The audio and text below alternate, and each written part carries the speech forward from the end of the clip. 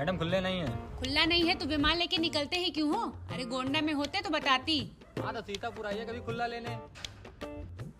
चला ऑटो रहे हैं और टसन इनके टेस्ला वाले हैं। बड़ा आऊंगी मैं सीतापुर, पता नहीं मम्मी ने कहाँ फंसा दिया है।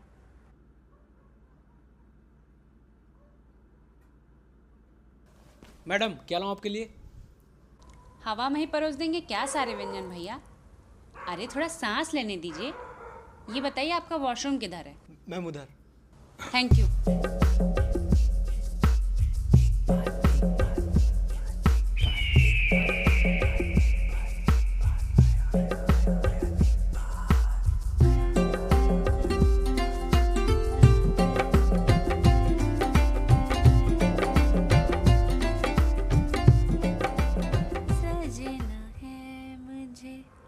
सजना के लिए गोरी गोरी गोरिया बाली उमरिया चल कमरिया हिला के।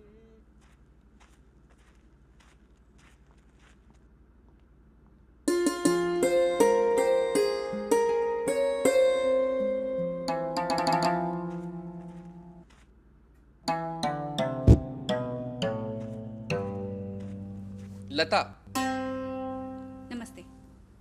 वो आपकी ब्लैक एंड व्हाइट फोटो आई थी तो रंग का अंदाजा नहीं लगा, इसलिए आपको पहचान नहीं पाई। वो आपके पिताजी ने कहा था फोटो तो ब्लैक एंड व्हाइट भी चल जाएगी, लेकिन जो है सैलरी स्लिप ओरिजिनल होनी चाहिए। वैसे हाइट तो ठीक है आपकी। वो बड़ी वाली बुआ जी देखने नहीं गई थी ना तो बड़ा चिंतित थी, लेकिन अब चिंता का कोई विषय नहीं।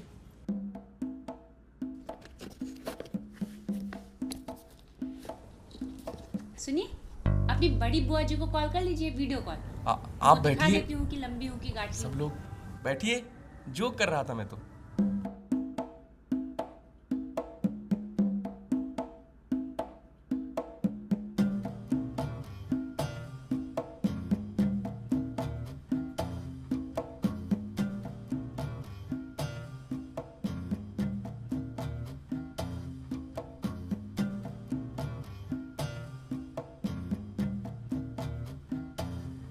ये कैफे बिल्कुल नया है लता जी, इसलिए यहां भीड़ नहीं है। इसकी दाखिल खारिज हमारे एक लेखपाल मित्र ने ही कराया था।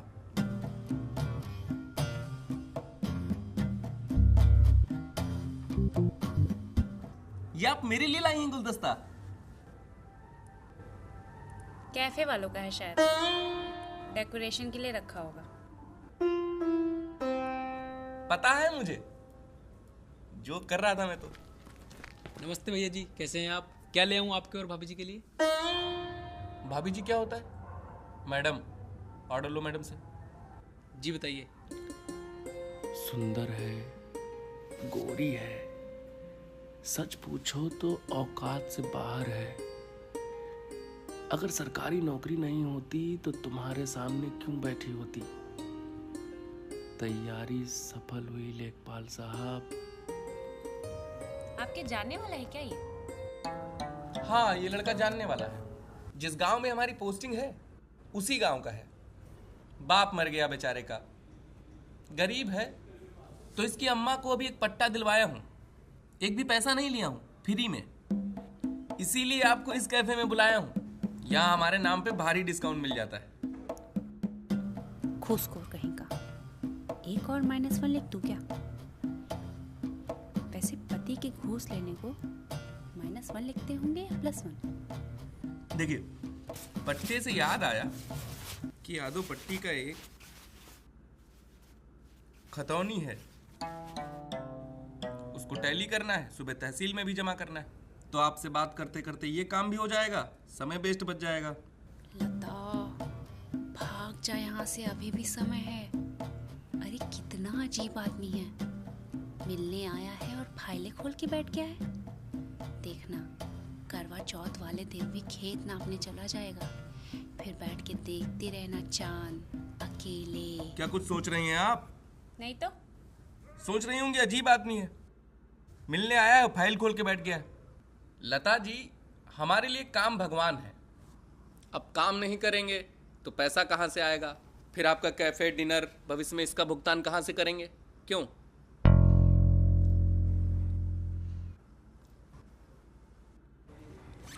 उसकी ज़रूरत नहीं पड़ेगी।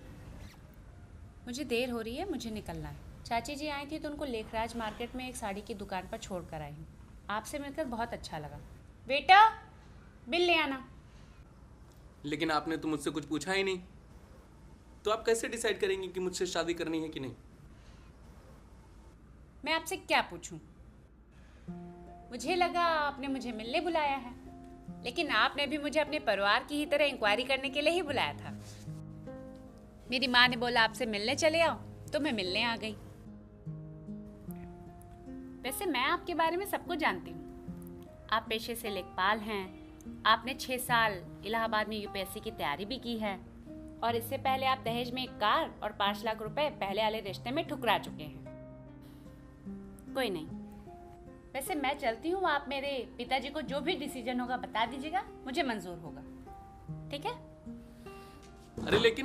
अरे लता जी, लेकिन आपका क्या डिसीजन है? हमारे यहाँ लड़कियों का डिसीजन मायने नहीं रखता है। अरे लेकिन आपने जो इतने सारे माइनस दिए हैं, इनका जवाब तो सुनती जाइए। मेरी डायरी वापस दीजिए। सांवला होने का -1, ये तो जेन्युइन है। जैसा मेरा रंग है वैसा तो मुझे -5 मिलना चाहिए। बहुत दयालु हैं आप। सरकारी नौकरी का घमंड, ये तो बिल्कुल सही नहीं है।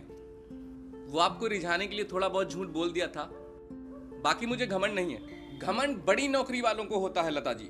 मैं तो गांव का छोटा सा नौकर हूं, बस कोशिश करता हूं लोगों के काम आने की, वो भी फ्री में।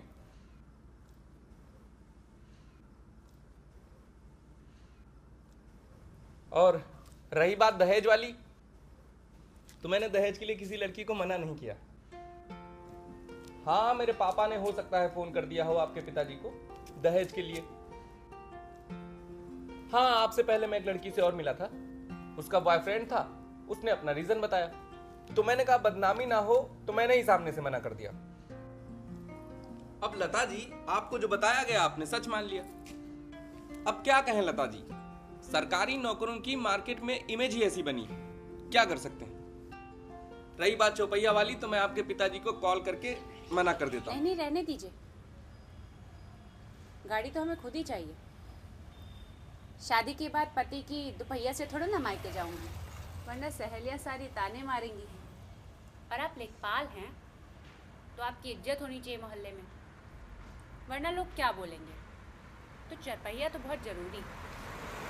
ऑटो। लेकिन आपका क्या निर्णय है? सोच के बताती हूँ। कितनी देर में? आधे 1 घंटे में। ऑटो।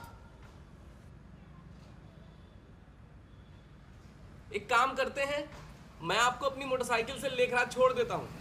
आधे घंटे लगेंगे, उसमें आप अपना डिसीजन भी ले लीजिएगा।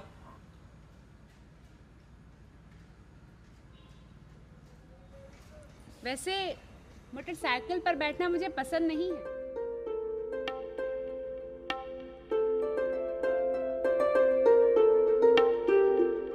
बैठे? बैठे। आपके 50 रुपए बच जाएंगे, उसका पेट्रोल डलवा दीजिएगा दहेज वाली कार में। अरे मतलब मैं पसंद आ जाऊं तो। धीरे से मन को किसी ने छुआ, धीरे से भीतर कुछ कुछ हुआ।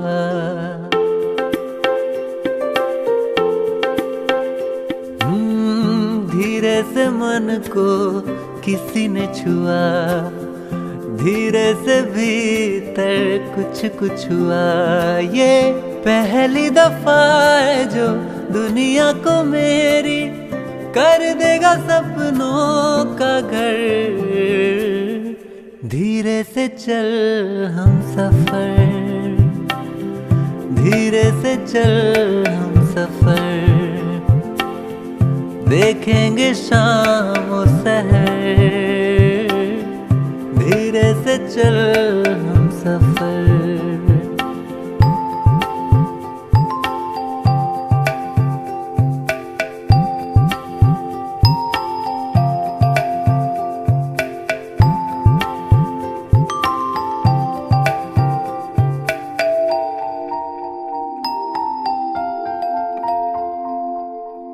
तेरी हथेली पे रच देंगे चुपके से ख्वाबों की अपने डगर।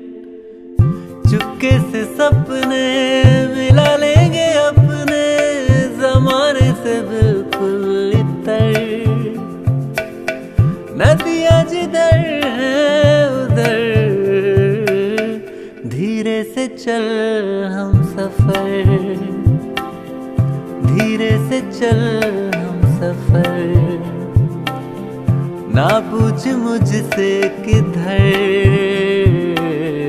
धीरे से चल हम सफर।